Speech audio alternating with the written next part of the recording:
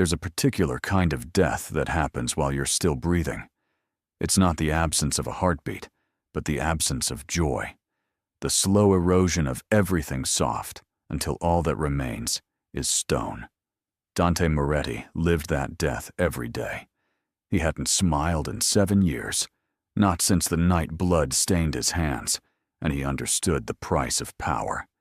But then a woman with flour on her cheek and terror in her eyes crashed into his life, literally. And suddenly, the stone began to crack. If this story touches your heart, subscribe to the channel and leave a like. Comment where you're listening from. And if you feel it was really worth it, consider becoming a member to get early access to upcoming stories. Your support makes all the difference. The city knew Dante Moretti's name, the way it knew winter, inevitable and unforgiving. He moved through the world like a shadow, silent and absolute, leaving nothing but cold in his wake. At 34, he commanded an empire built on fear, loyalty bought with blood, respect earned through ruthlessness. Men crossed the street when they saw him coming. Women looked away. Children were taught to never, ever make eye contact. He wore black suits that cost more than most people earned in a year. His face was carved from granite, sharp jaw, dark eyes that held no warmth, no mercy, no humanity. He was beautiful in the way a knife is beautiful, dangerous, cold, designed to cut. And he never, ever smiled. The penthouse where Dante lived overlooked the city like a throne room. Floor-to-ceiling windows, marble floors, furniture that looked expensive because it was. Everything was monochrome, black, white, gray. As if color itself had been banished from his world. There were no photographs, no personal items, nothing that suggested a man lived here rather than a ghost. Because that's what Dante had become, a ghost in an expensive suit, going through the motions of existence without actually living. He woke at 5 every morning, worked out with mechanical precision, dressed in silence, and descended into a world where his word was law, and his displeasure was a death sentence. He met with his lieutenants in smoke-filled rooms, made decisions that altered lives, signed papers that sealed fates. He ate alone, slept alone, existed alone. And somewhere deep inside, buried beneath layers of scar tissue and survival instincts, a part of him wondered if this was all there would ever be. 7 years ago, Dante had smiled. He'd laughed. He'd been someone's son, someone's brother, someone who believed in things like honor and family and a future that wasn't soaked in blood. But that was before the betrayal, before the ambush, before he held his younger brother Marco in his arms and watched the light leave his eyes. Marco had been 21, stupid and reckless and full of life. He'd trusted the wrong person, believed in loyalty that didn't exist. And Dante, who should have protected him, who should have seen it coming, had failed. The guilt ate at him like acid. So he built walls, high and thick and impenetrable. He became the thing men feared, the monster in the stories they told their children. If he couldn't be good, he would be powerful. If he couldn't be loved, he would be obeyed.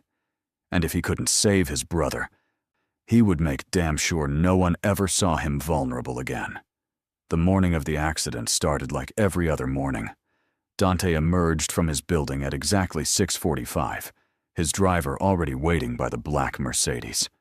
The autumn air was crisp, smelling of dying leaves and approaching winter. The city was just waking up, early commuters hurrying to their ordinary lives, street vendors setting up their carts, the world turning without caring who ruled its shadows. Dante slid into the back seat, his mind already on the day's business.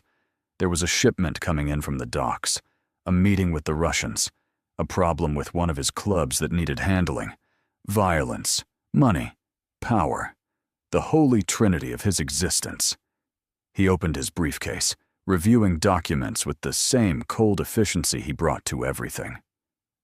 They were 3 blocks from his office when it happened. The Mercedes was stopped at a red light, Dante's attention on a contract that required his signature, when he heard the screech of tires, the desperate cry of brakes failing, and then impact. Not hard enough to be deadly, but enough to jolt the car forward, enough to make his driver curse and reach for the gun in the glove compartment. Dante's hand shot out, stopping him with a single gesture. He closed the briefcase with deliberate calm, straightened his tie, and stepped out of the car to confront whoever had just made the last mistake of their life. The vehicle that had hit them was laughable, a tiny beat-up hatchback that looked like it had survived 3 decades and multiple apocalypses. The front bumper was barely hanging on, held together with what appeared to be duct tape and hope. Steam hissed from under the hood, and sitting behind the wheel, hands covering her face, was a woman who looked absolutely terrified. Dante approached with the slow certainty of a predator. His driver was already out, already shouting, already reaching for the door handle. But Dante raised his hand again, this time to silence him. Something made him want to handle this himself. He opened the driver's side door. The woman flinched, her hands dropping from her face, and Dante found himself looking at the most extraordinary mess of a person he'd seen in years. She was small, maybe 5'3", wearing a white t-shirt covered in what looked like flour and chocolate smudges, jeans with a rip in one knee. And her dark hair was pulled back in a ponytail that had partially escaped its elastic. Her face was smudged with what might have been powdered sugar. She had warm brown eyes, currently wide with absolute terror, and lips that were trembling as she tried to form words. She looked at him, really looked at him, and instead of looking away like everyone else did, she just stared with a mixture of horror and something else, something that looked almost like concern. "I'm so sorry," she breathed, her voice shaking. "Oh my God, I'm so sorry. The brakes, they gave out, and I tried to stop, but I couldn't. And, oh God, is everyone okay? Are you hurt? Your driver, is he?" She was babbling now, words tumbling over each other in a rush of panic and genuine worry. Not worry for herself, Dante realized, with something like surprise. Worry for them, for the people in the car she'd just hit. Who was this person? Dante studied her with the same attention he gave to contracts and enemies. She wasn't from his world, that much was obvious. She smelled like vanilla and cinnamon, like sweetness and warmth, like everything his life had ceased to be. There was flour on her left cheek, and as he watched, she absently tried to wipe it away, only succeeding in smearing it further. "You hit my car," Dante said, his voice flat, emotionless. The statement seemed to make her panic worse. I know. I'm so sorry. I have insurance." Well, I had insurance. I think I still have insurance. Oh no, what if it expired?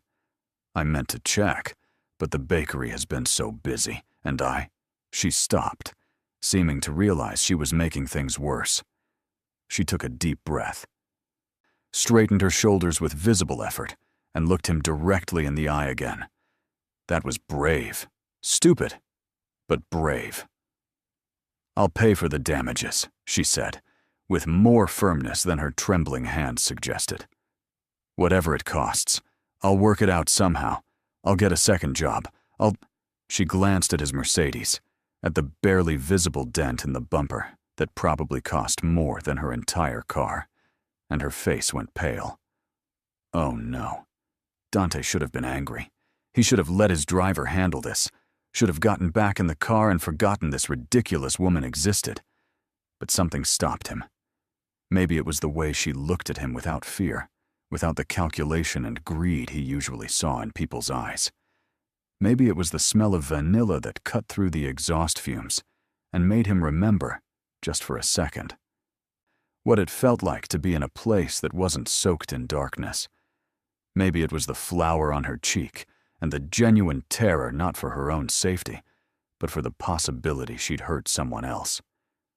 Whatever it was, Dante found himself asking a question he never asked. "What's your name?" She blinked, clearly not expecting conversation. "Elena," she said. "Elena Russo." And before he could stop her, she stuck out her hand, an automatic gesture of politeness that seemed completely absurd given the circumstances. Her hand hung in the air between them, small and covered in what he now realized was cookie dough. Dante stared at it for a moment, at this ridiculous woman offering a handshake after rear-ending a Mafia boss, and something shifted in his chest, something he couldn't name. He took her hand. It was soft, warm, and disappeared completely in his grip. The contact lasted only a second, but it was enough to feel the calluses on her fingers, the evidence of hard work, of a life lived doing things with her hands rather than destroying with them. "Elena Russo," Dante repeated, his voice still flat but lacking its usual edge. "Where were you going in such a hurry?" "The bakery," she said immediately. "I own a bakery." "Well, co-own. It was my grandmother's, and she left it to me when she died. And I was running late because the oven timer didn't go off, and I burned a whole batch of cannoli, and I have a wedding order that needs to be ready by 2. And now," she gestured helplessly at her smoking car, "now I don't even have a way to get there." The words came out in a rush again, and Dante noticed she did that when she was nervous. Filled the silence with words like she was afraid of what might exist in the quiet. His driver was waiting for instructions, hand resting casually on his concealed weapon, ready to disappear this problem if Dante gave the word. It would be easy. One call, and Elena Russo and her dying car would vanish, handled, dealt with, erased like she'd never existed. That's how his world worked. But Dante found himself saying something different. "My driver will take you to your bakery." "What?" Elena's eyes went even wider. "No, I couldn't possibly. I just hit your car. I should be calling the police, or my insurance, or—" She stopped as Dante raised his hand slightly, the same gesture that could silence a room full of armed men. "You have a wedding order," he said. "You need to get to your bakery. My driver will take you. We'll handle the car situation later." It wasn't a request. It was a statement of fact. Elena opened her mouth, closed it, opened it again.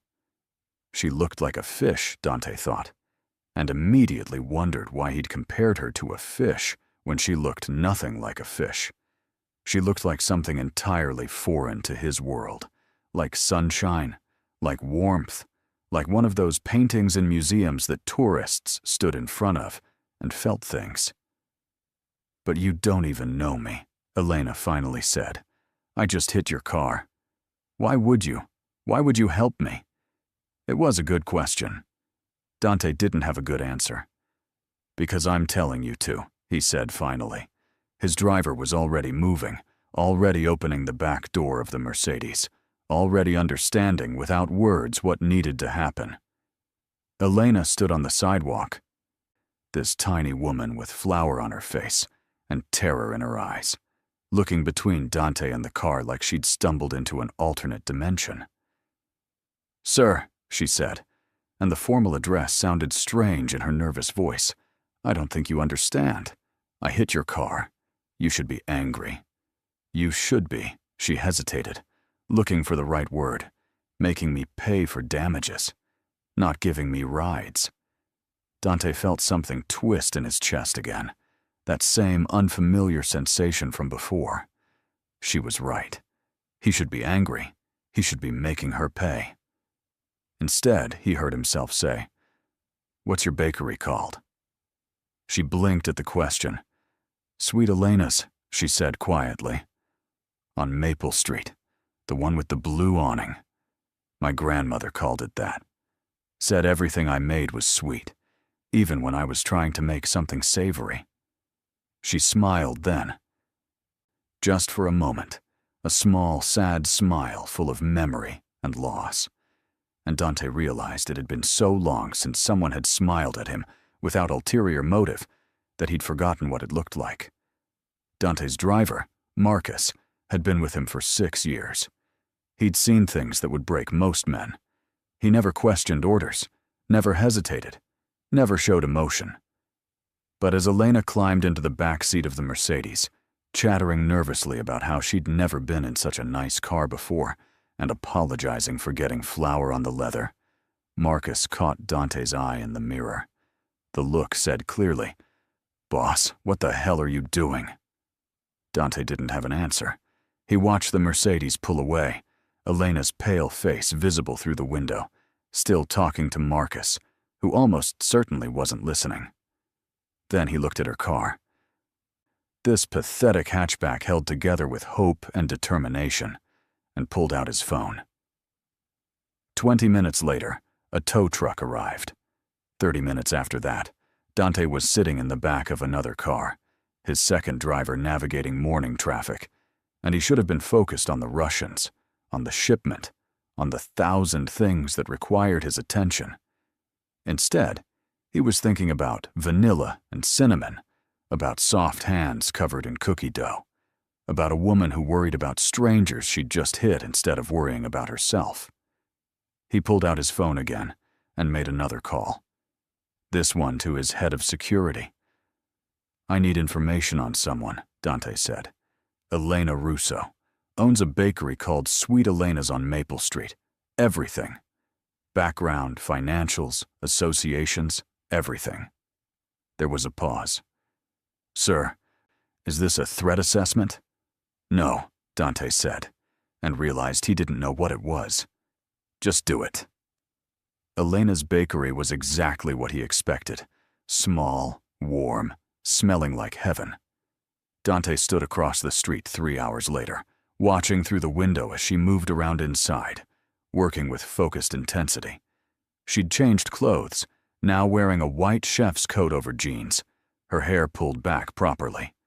She was piping frosting onto a cake with the same delicate precision he'd seen in master forgers, in surgeons, in people who understood that some things required a gentle touch. The wedding cake was taking shape under her hands, 3 tiers of white fondant with delicate sugar flowers that must have taken hours to create. She worked alone.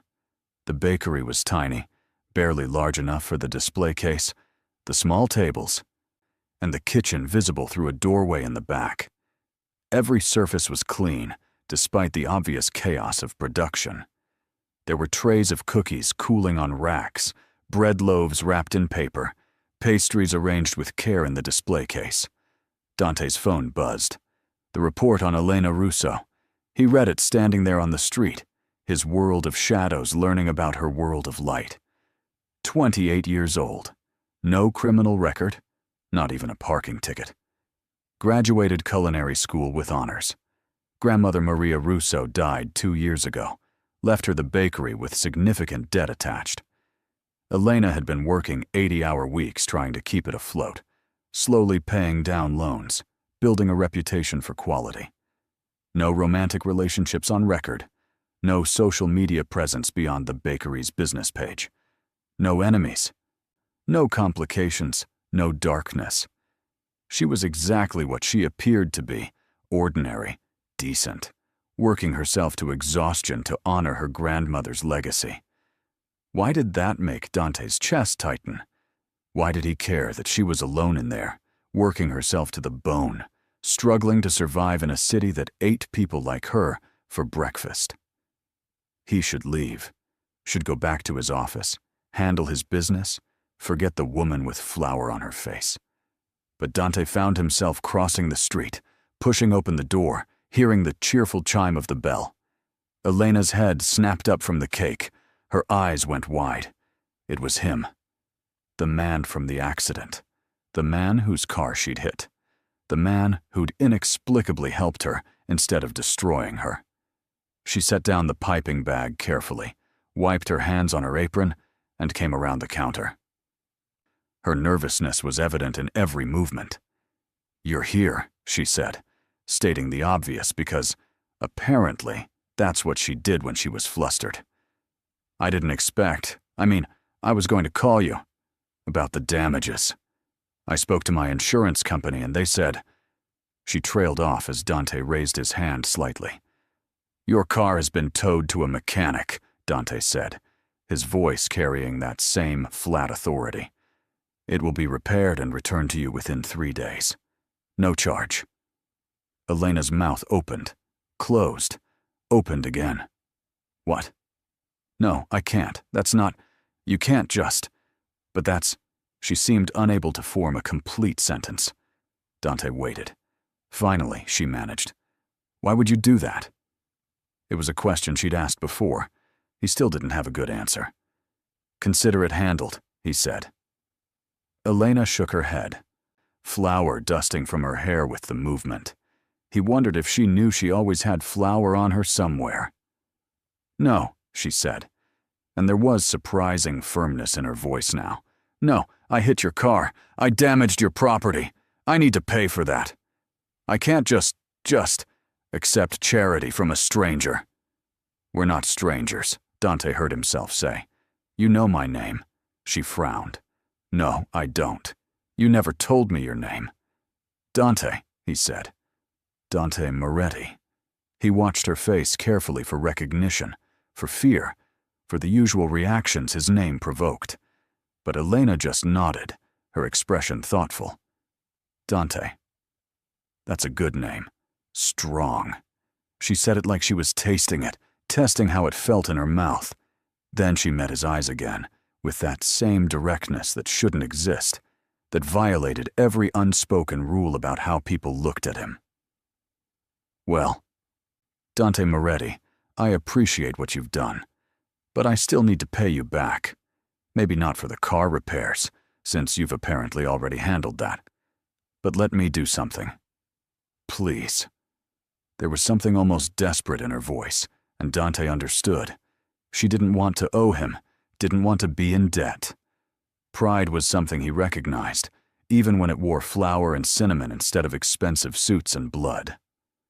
"What do you suggest?" he asked, genuinely curious. Elena's face brightened slightly. "I could bake for you. Whatever you want. Bread, pastries, desserts. I could make you, I don't know, a month's worth of meals?" She gestured around the bakery at the evidence of her craft. "It's what I'm good at. It's what I can offer." Dante looked at her, this woman trying to repay a debt with cookies and bread, and something almost like amusement flickered in his chest. It wasn't a smile. He didn't smile. But it was something. "You want to pay me back by feeding me," he said. It wasn't really a question. Elena nodded eagerly. "Yes. Exactly. I make really good food. Ask anyone. Well, anyone who's tasted my food. I mean, you could taste my food. Try something now. Here, wait." She darted back behind the counter before he could respond, returning with a small plate, holding something that looked like a miniature work of art. "Sfogliatelle," she said, placing the plate on the counter between them. "My grandmother's recipe. I made them this morning. Try one." It was a command disguised as an offer. Dante looked at the pastry. Layers of crispy dough formed into a shell shape, dusted with powdered sugar. He couldn't remember the last time someone had offered him food like this. Casual, genuine, without poison or politics behind it. He picked up the sfogliatelle. It was still slightly warm. The first bite shattered in his mouth, crispy and delicate, giving way to a filling of sweet ricotta and candied orange. It tasted like memory, like childhood, like Sunday mornings before the world went dark. It tasted like his mother's kitchen, like Marco laughing with his mouth full, like a life that no longer existed. Dante swallowed, and for just a moment, he forgot to keep his face completely neutral. Elena was watching him anxiously. "Well, is it okay? I know the dough can be temperamental, and sometimes the filling is too sweet, but I think I got the balance right this time. What do you think?" "It's acceptable," Dante said, which was possibly the largest understatement of his life. The pastry was extraordinary. Elena's face fell slightly at his lukewarm response. Oh, acceptable. That's good, I guess. She looked genuinely disappointed, like his approval mattered to her. Why would it matter to her? She didn't know who he was, didn't know that acceptable from Dante Moretti was practically a declaration of love. Didn't know that he hadn't tasted anything in 7 years because food had become just fuel, necessary and meaningless. Didn't know that for a few seconds, eating her grandmother's recipe, he'd felt something close to human. Very acceptable, Dante amended, watching her face carefully. The best sfogliatelle I've had in years. That was true.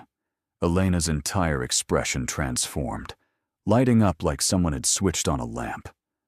Really? You mean it? You're not just saying that to be nice? The question was so absurd that Dante almost smiled. No one had ever accused him of saying things to be nice. I mean it, he confirmed. Elena beamed. Okay, then it's settled. I'll make you food. What do you like? What are your favorite things? I can do Italian, obviously, but I also do French pastries, and I've been experimenting with some Middle Eastern desserts, and... Oh, do you have any allergies? Dietary restrictions?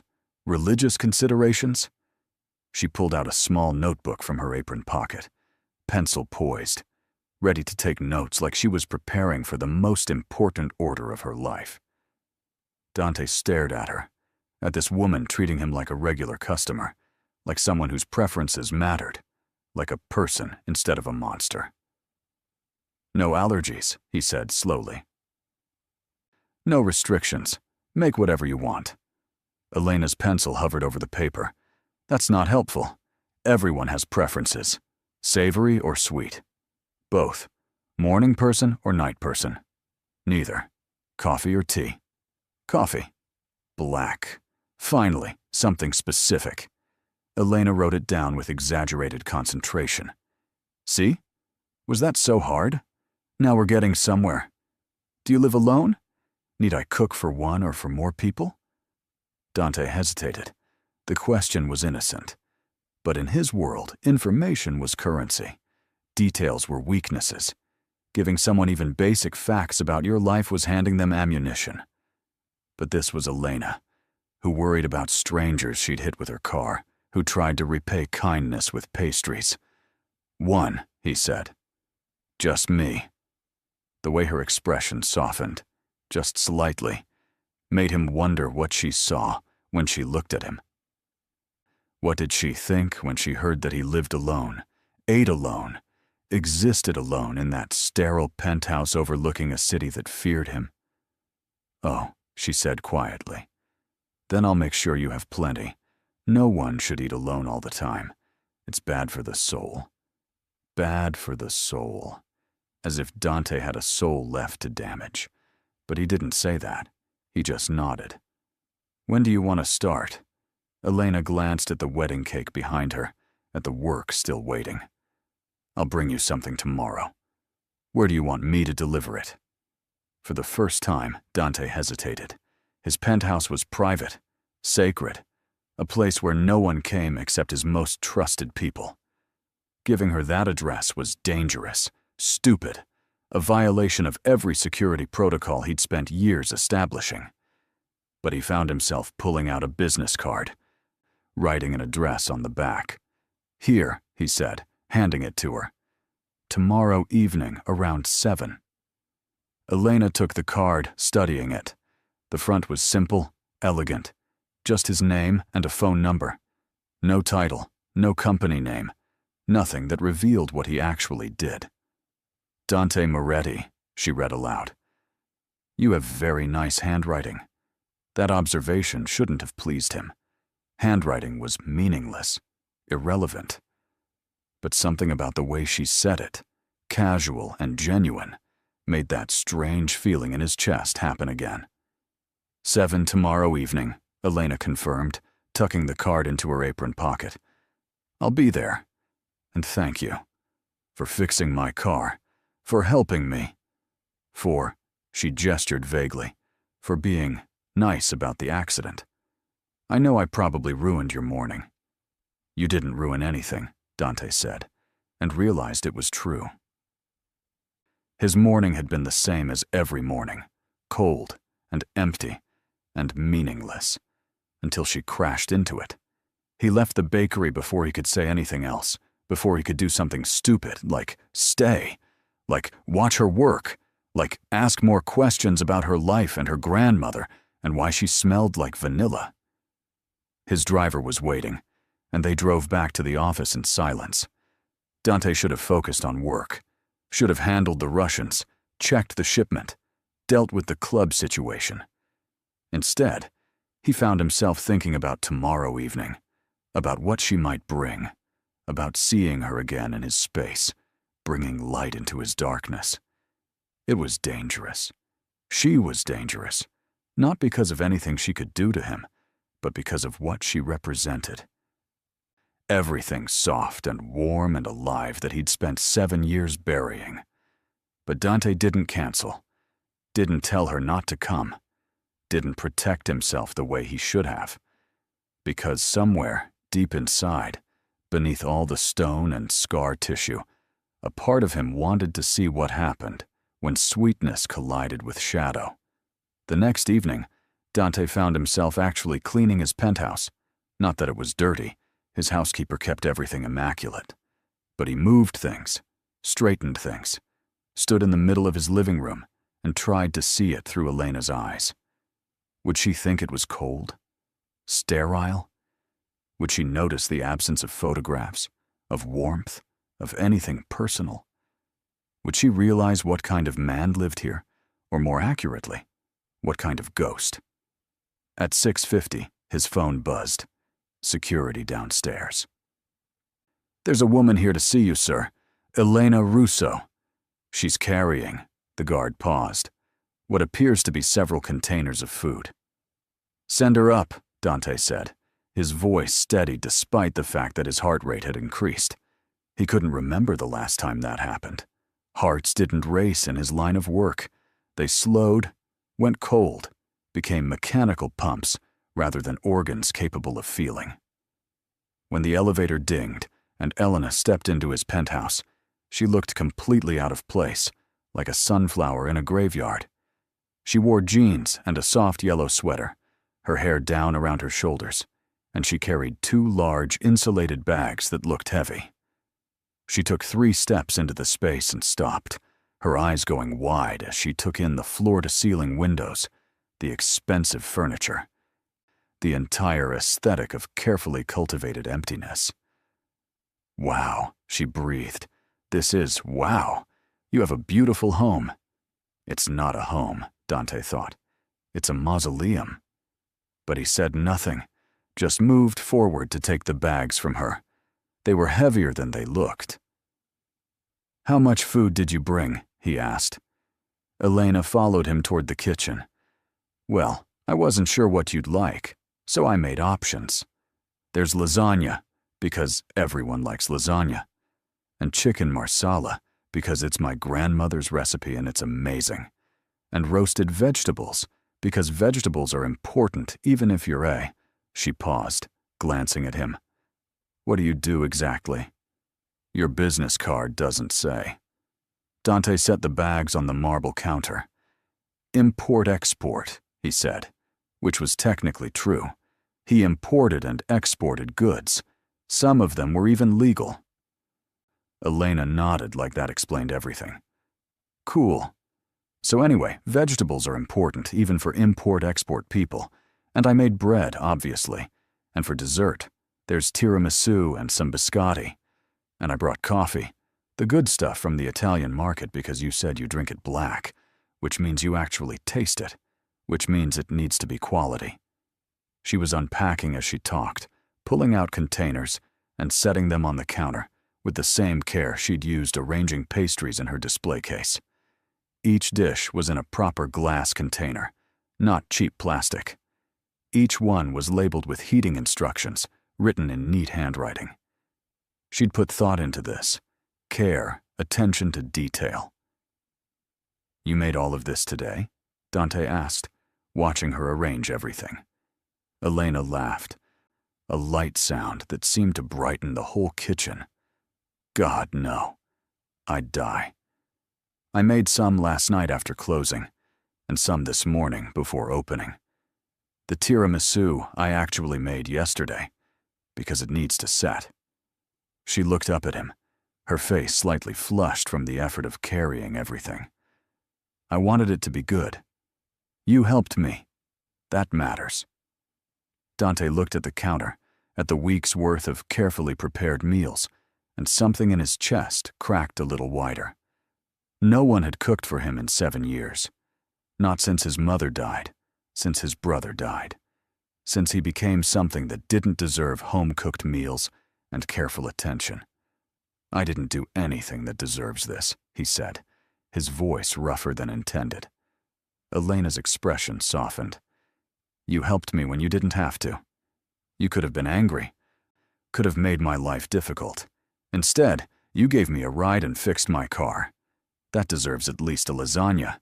She said it like it was obvious, like basic human decency was noteworthy rather than expected. Maybe in his world it was. They stood there in his sterile kitchen, this strange tableau of darkness and light, power and gentleness, stone and softness. Then Elena's stomach growled audibly. She blushed. Sorry, I was so busy making all this that I forgot to eat lunch. Without thinking, Dante pulled out one of the containers. Then we'll eat now. Together. Elena blinked. What? Now? But I just brought it for you. I didn't mean to. I should probably go. I have to clean the bakery and prep for tomorrow. And stay, Dante said. It was the same command voice he used with his men, but softer, somehow. You made the food. You should eat some of it. Make sure I know how to heat it properly. That last part was obviously a lie. The heating instructions were detailed and clear. But Elena seemed to consider it a reasonable excuse, because she nodded slowly. Okay, I guess that makes sense. I should make sure you understand the instructions. They're pretty straightforward, but you never know. She was talking faster again, nervous. Dante pulled out plates, real plates, instead of the paper or plastic he usually ate from when he bothered to eat at all. He opened the lasagna container, and the smell hit him immediately. Tomato and cheese and herbs, and something that transcended ingredients and became comfort itself. Elena moved around his kitchen with surprising confidence, finding silverware, pouring water into glasses, helping him serve the food like they did this all the time. They sat at his dining table, this massive piece of furniture that had never been used for actual dining. Dante looked across at Elena, at this woman sitting in his home, eating food she'd made with her own hands, and wondered what the hell he was doing. The lasagna was exceptional.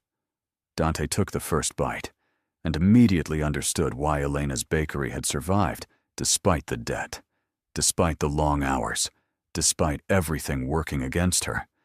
She had a gift, a genuine talent for coaxing flavors into something more than the sum of their parts. The pasta was perfectly cooked, the sauce rich without being heavy, the cheese mixture creamy and complex. It tasted like love, if love could be translated into food. This is remarkable, Dante said, and watched Elena's face light up again with that same pure joy from yesterday. Really? You're not just being nice. I told you, Dante said, meeting her eyes. I'm not nice. The words came out with more weight than he intended, almost like a warning. But Elena just laughed. Everyone says they're not nice. It's like saying you're not funny. The actually not nice people don't need to announce it. They just are. She was wrong. Dante was definitely announcing it.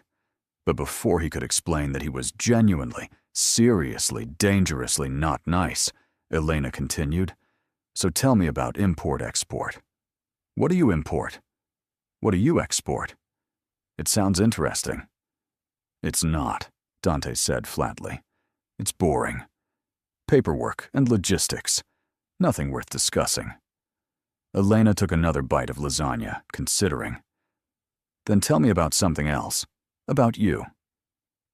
Where did you grow up? Do you have family? What do you do for fun? The questions were innocent, casual, exactly what people asked when getting to know someone. But each one was a landmine. Dante's past was soaked in blood. His family was dead or estranged. And fun. What the hell was fun? I grew up here, in the city, he said, choosing the safest answer. No siblings. My parents are gone. And I work. That's what I do. Elena's expression shifted to something gentler, sadder. I'm sorry. About your parents. Mine are gone too. Car accident when I was 12. That's why I lived with my grandmother. She raised me, taught me to bake, taught me everything that mattered. There was grief in her voice, but it was old grief, the kind that had been integrated into who she was rather than destroying her. Dante understood that kind of grief, though his was sharper, more violent, less resolved. Your grandmother sounds like she was special, he said. She was, Elena agreed. She used to say that food was love made visible, that every meal was a chance to show people they mattered. She believed that, really believed it. And now, I try to do the same thing.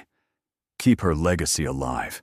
Make people feel cared for, even if it's just through a good piece of bread. It was a beautiful philosophy. It was also completely foreign to everything Dante knew. In his world, power was survival made visible. Every action was a chance to show people you were not to be crossed. They ate in silence for a moment, but it wasn't uncomfortable. Elena seemed content to just be there, eating food she'd made, sitting in this cold, expensive space like she belonged. She didn't belong. She was too warm, too alive, too untouched by darkness. And yet, Dante found himself wanting her to stay, wanting to hear more about her grandmother, her bakery, her philosophy of love made visible, wanting to exist for just a little longer in her world of sweetness instead of his world of shadow. This might be weird to ask, Elena said suddenly, but do you ever smile? Dante's fork stopped halfway to his mouth. What? You don't smile, she observed, her tone curious rather than judgmental. I've noticed.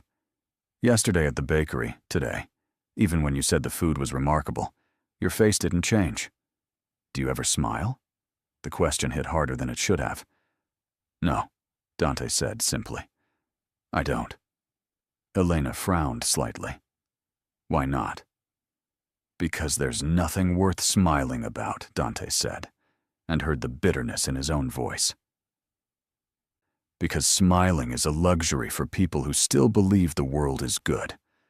Because the last time I smiled, my brother was still alive, and I still thought I could be something other than this. He didn't say that last part out loud, but maybe his face said it anyway, because Elena's expression shifted to something that looked almost like understanding. I think that's the saddest thing I've ever heard, she said quietly. And I think you're wrong. There's always something worth smiling about, even in the darkness, especially in the darkness. That's when smiles matter most. Dante looked at her, at this woman who'd lost her parents, who worked herself to exhaustion, who struggled to keep her grandmother's legacy alive, and somehow still believed in smiles mattering.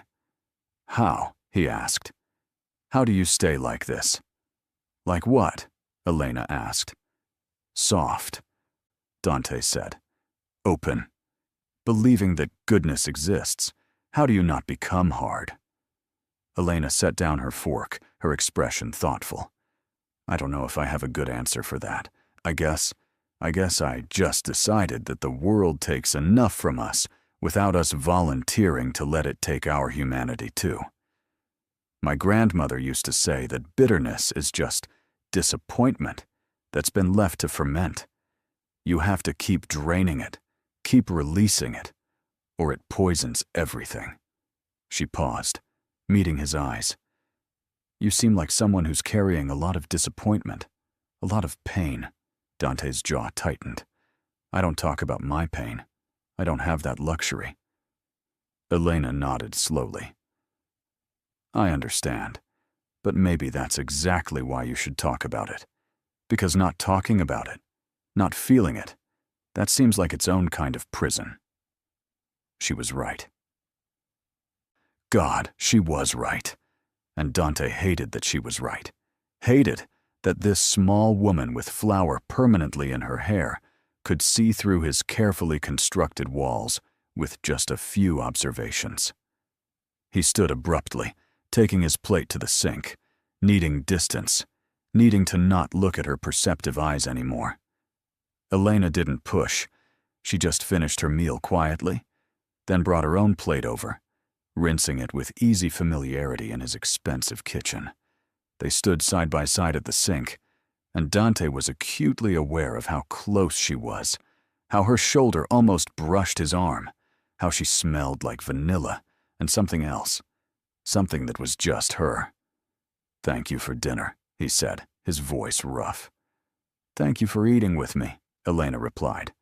"It's better than eating alone. Bad for the soul, remember?" She smiled at him then. Just a small, gentle smile, and Dante felt that crack in his chest widen a little more. He should let her leave, should maintain distance, should remember who he was and what he was capable of becoming. But instead, he heard himself say, "Come back. Tomorrow. Bring the other dishes. We'll eat together again." Elena's eyes widened slightly. "You want me to come back?" "Yes," Dante said, and the admission felt like stepping off a cliff. "I want you to come back." Something shifted in her expression, something warm and pleased, and maybe a little nervous. "Okay," she said. "I'd like that. I'll come back tomorrow." They stood there for another moment, neither quite sure what was happening between them, but both aware that something was. Then Elena gathered her empty containers, pulled on her jacket, and headed for the elevator. At the doorway, she paused. Looking back. "Dante," she said, "I think you're wrong about yourself. I don't think you're as not nice as you claim to be. Nice people don't usually announce it, remember?" After she left, Dante stood in his penthouse, surrounded by the containers of food she'd made, and felt something that might have been hope. It was terrifying. He'd spent 7 years building walls to keep out hope, to keep out softness, to keep out anything that could hurt him again. And now, Elena Russo, with her flour-dusted cheeks, and her grandmother's recipes, and her belief that smiles mattered, was dismantling those walls one home-cooked meal at a time. He should stop this. Should tell her not to come back. Should protect both of them from the inevitable destruction that followed when light got too close to shadow. But Dante didn't cancel, didn't put up new walls. Didn't do the smart thing. Because for the first time in 7 years, he wanted something more than survival. He wanted to see what happened when someone looked at him and saw a person instead of a monster. He wanted to taste her food and hear her laugh, and maybe learn to smile again. The weeks that followed developed a pattern. Elena came every evening at 7, always carrying containers of food, always finding excuses to stay and eat with him. They talked. About nothing. About everything. About the small details of their vastly different lives. Dante learned that Elena sang to herself while baking, that she named her sourdough starter Roberto, that she believed every recipe had a personality. Elena learned that Dante read philosophy, that he could identify wood types by smell, that he'd once wanted to be an architect before life decided otherwise. They never discussed what he actually did for a living, and Elena never pushed. Maybe she sensed it was dangerous territory. Maybe she didn't care. Maybe she was content to exist in this bubble where he was just Dante, a man who ate her food and slowly began to thaw. It was during the 4th week that things shifted. Elena arrived with a black eye, badly concealed with makeup, and a split lip she couldn't hide at all. Dante saw it the moment the elevator doors opened, and something primal and violent surged through him. "Who did this?" he said, his voice dropping to something dangerous, something that made Elena step back slightly. "It's nothing," she said quickly. "Just an accident at the bakery. I dropped a mixing bowl, and it bounced up and—" Dante crossed the space between them in 3 strides. "Don't lie to me. Who did this?" Each word was punctuated with barely controlled rage. Elena's eyes went wide, not with fear of him, but with something else. Surprise, maybe, or concern. "It really was an accident," she insisted. "But not the kind you're thinking. There was a guy, a customer. He got aggressive when I told him we were closing. Tried to grab me. I pushed him away. And she gestured to her face. This happened." Dante's hands were shaking. He curled them into fists to hide it. "Did he touch you? Where? Did anyone call the police? Do you know his name?" The questions came out sharp, clipped, each one barely containing the violence building inside him. Elena reached out, her small hand touching his arm. "Dante, I'm okay. Really." My neighbor heard the commotion and came over. The guy ran off. "It's handled." "It's not handled," Dante said, his voice like gravel. "Not even close. What did he look like?" Elena hesitated, seeming to realize that she'd unleashed something she didn't quite understand. "I don't want you to do anything crazy. I just want to forget about it." "Describe him," Dante commanded, and when Elena continued to hesitate, he forced himself to gentle his voice, to push down the rage. "Please, I need to know." She described him. Mid-30s, heavy build, tattoo of a snake on his neck, wearing a black jacket with a beer logo. It wasn't much, but it was enough. Dante had people who could find someone with less information than that. He pulled out his phone. "What are you doing?" Elena asked, nervous now. "Making sure it doesn't happen again," Dante said. Within an hour, the man's identity was confirmed. Within 2 hours, he'd been located. Within 3 hours, Dante was standing in a warehouse on the outskirts of the city, looking at the man who dared to put his hands on Elena. The man was tied to a chair, bleeding from his nose, terrified in the way people got when they realized they'd made a very serious mistake. Dante stood in front of him, his face a mask of cold fury. "You touched someone who belongs to me," Dante said quietly. "Do you understand what that means?" The man whimpered. "I didn't know, boss, I swear. I didn't know she was yours. I thought she was just some bakery girl." Dante's fist connected with the man's jaw. The sound echoed in the warehouse. "She is a bakery girl," Dante said. "She's also under my protection." "And you hurt her," the man sobbed. "I'm sorry. I'm sorry. Please, I have kids.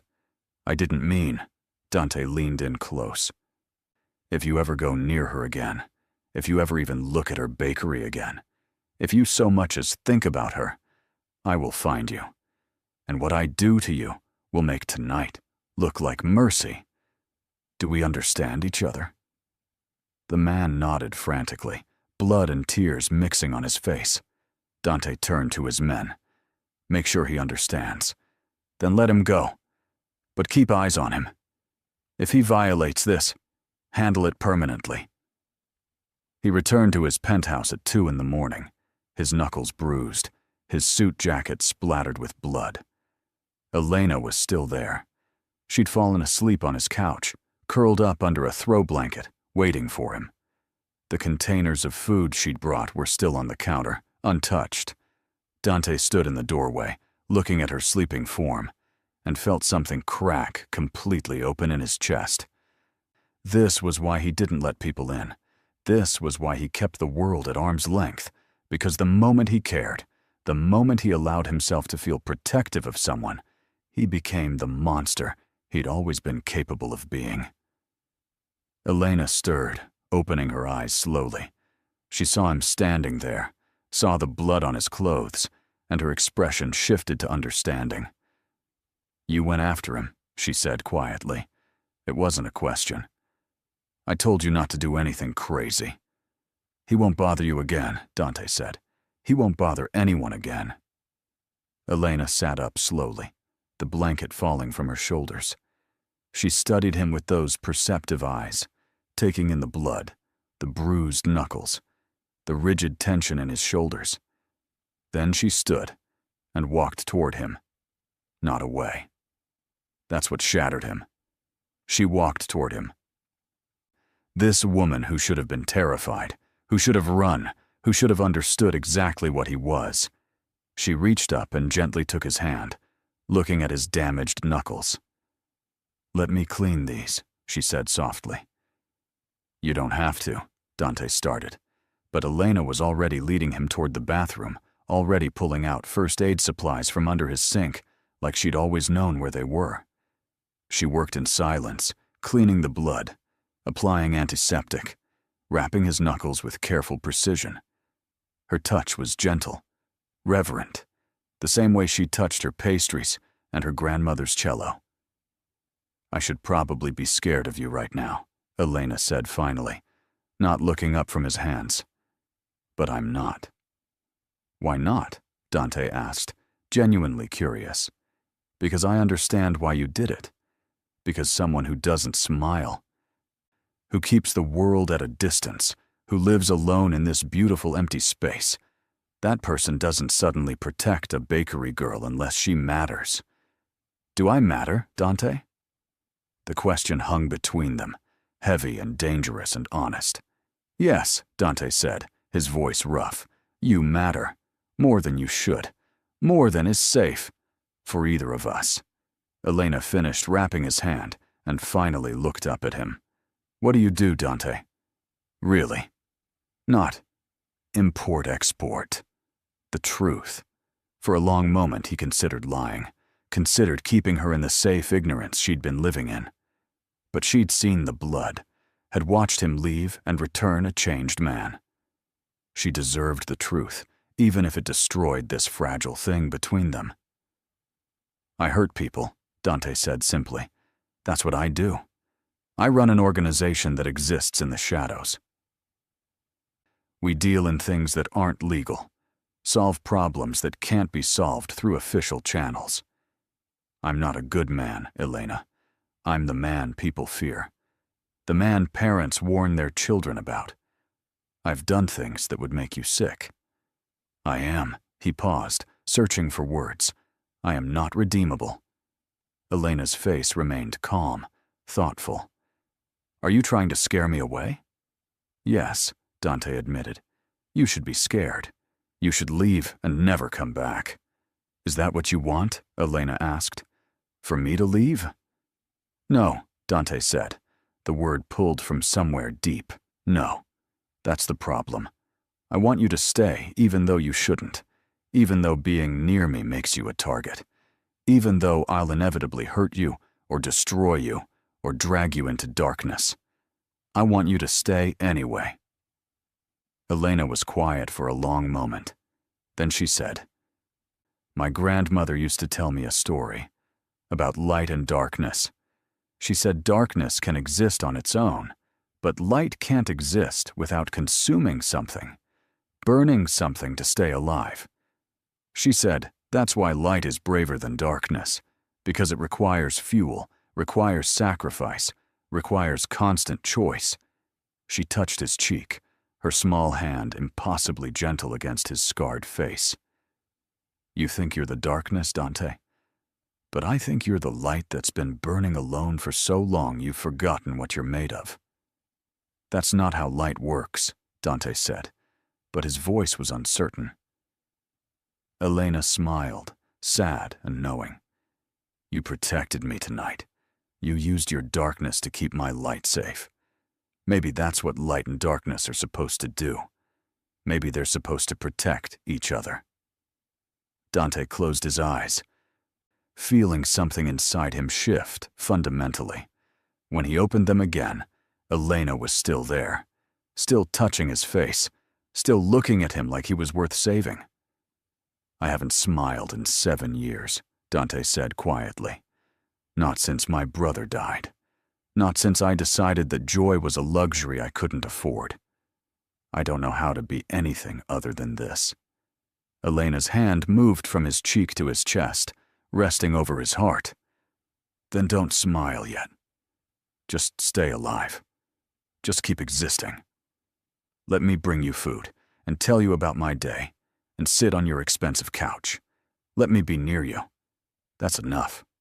It wasn't enough. It would never be enough. But Dante found himself nodding anyway, found himself pulling her close, found himself holding this small woman who'd crashed into his life and refused to leave even when she should have. They stood there in his bathroom, surrounded by first aid supplies and the smell of antiseptic, and Dante felt something he thought had died with his brother. He felt the possibility of healing, not redemption. He was too far gone for that. But maybe the chance to exist as something more than just shadow. Maybe the chance to protect light instead of destroying it. The months that followed were the strangest of Dante's life. Elena became a constant presence, not just in his evenings, but in his thoughts, his decisions, his carefully constructed world. She continued bringing food, continued staying for dinner, continued existing in his space like she'd always belonged there. And slowly, almost imperceptibly, the penthouse changed.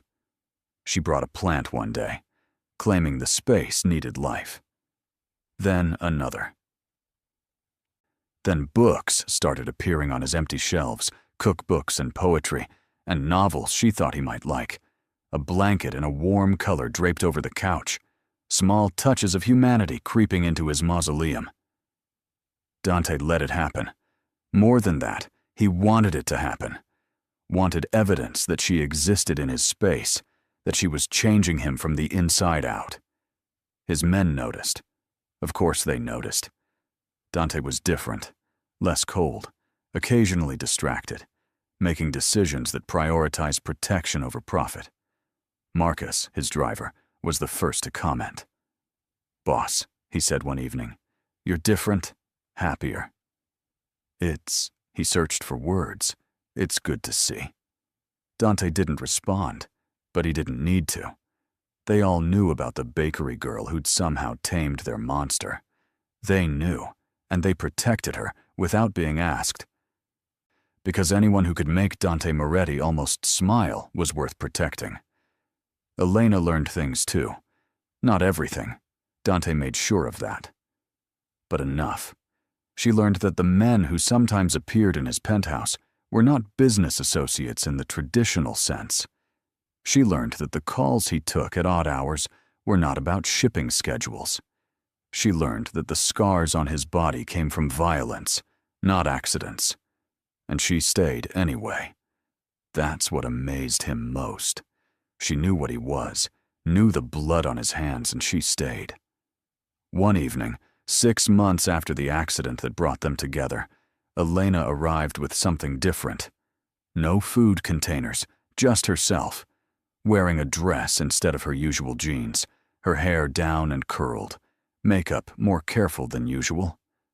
Dante froze when he saw her. "You look beautiful," he said, the words coming out rough, unpracticed. Elena smiled, nervous. "Thank you. I thought maybe we could go out. Like a real date? Not just eating takeout in your penthouse. We could go to dinner, or a movie, or just walk around the city. Normal people things." Dante's chest tightened. Going out meant being seen together. Meant publicly connecting her to him. Meant painting a target on her back that would never disappear. "It's dangerous," he said. "People know who I am. If they see us together..." "It's been 6 months, Dante," Elena interrupted gently. 6 months of me coming here, of us eating together, of us, whatever this is. Don't you think people already know?" She was right. His men knew. His enemies probably knew. The only person who'd been pretending they could keep this contained was him. Still, the idea of walking down the street with her, of holding her hand in public, of claiming her in a way that everyone could see, it terrified him in ways that violence never had. "What if I can't keep you safe?" he asked, and heard the vulnerability in his own voice. "What if being with me gets you killed? What if not being with you makes me regret every day for the rest of my life?" Elena countered. "What if we spend so much time being afraid of what might happen that we never actually live?" "Dante, I'm not asking you to change who you are. I'm not asking you to leave your world. I'm just asking you to let me be part of it. Really part of it. Not just the nighttime secret, but the actual truth." He looked at her, this brave, foolish, extraordinary woman who'd chosen him despite everything, and felt the last of his walls crumble. "Okay," he said. "Yes, let's go out." Elena's face lit up, that same pure joy he'd seen when he complimented her sfogliatelle, when he asked her to come back, when he showed her she mattered. She took his hand, her small fingers threading through his larger ones, and led him toward the elevator. They walked through the city together, Dante in his expensive suit, Elena in her dress, and people stared. They always stared at Dante, but now they had a new reason. The monster had found someone to care about. The shadow was walking with light. They went to a small Italian restaurant, the kind with checkered tablecloths and candles on the tables. Elena ordered for both of them in rapid Italian, arguing with the waiter about the proper way to prepare carbonara, and Dante found himself almost smiling. Almost. Over dinner, Elena reached across the table and took his hand again. "I need to tell you something," she said, her voice serious. Dante's body tensed immediately, preparing for bad news, for disaster, for the inevitable moment when this fragile thing shattered. "I think I'm falling in love with you," Elena continued. "Actually, I don't think. I know. I'm in love with you. And I know that's probably terrifying and complicated and dangerous, but I needed to say it. Because my grandmother taught me that love made visible means being honest, means showing up, means saying the scary true things, even when they might not be reciprocated. So there it is. I love you, Dante Moretti. Monster, protector, man who doesn't smile. I love all of it." The words hung in the air between them, terrifying and beautiful and impossible. Dante looked at her. At this woman who'd crashed into his life with her broken car and her grandmother's recipes, who'd seen his darkness and chosen to stay anyway, who just handed him her heart like it was something he deserved to hold. And for the first time in 7 years, Dante Moretti smiled. It wasn't a big smile. It didn't transform his face or light up the room or any of the poetic things smiles were supposed to do. But his lips curved, just slightly, and something in his eyes softened, and Elena gasped like she'd witnessed a miracle. "There it is," she whispered. "I knew it was in there." "I love you too," Dante said, and the words felt strange in his mouth, unused, almost forgotten. But they were true, devastatingly, dangerously, completely true. And I don't know how to do this. Don't know how to love someone without destroying them. But I want to learn. For you, I want to learn. Elena smiled, tears in her eyes. Then we'll figure it out together. They left the restaurant hand in hand, walking through the dark city that knew Dante as a monster and Elena as prey. But together, they were something else. Together, they were proof that even the deepest darkness couldn't completely extinguish light, and even the softest light was brave enough to illuminate shadow.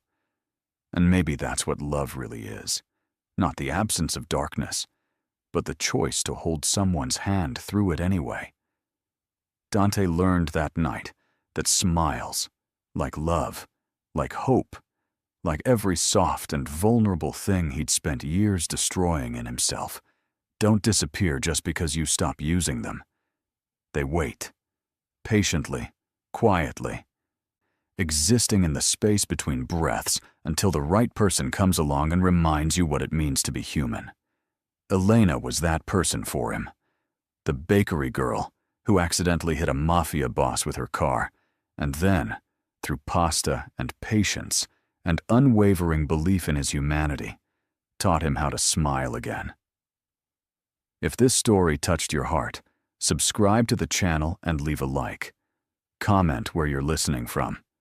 And if you felt it was really worth it, consider becoming a member to get early access to upcoming stories.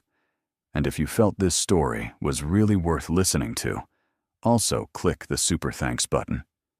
Your gesture makes all the difference and helps us continue creating stories that touch the soul.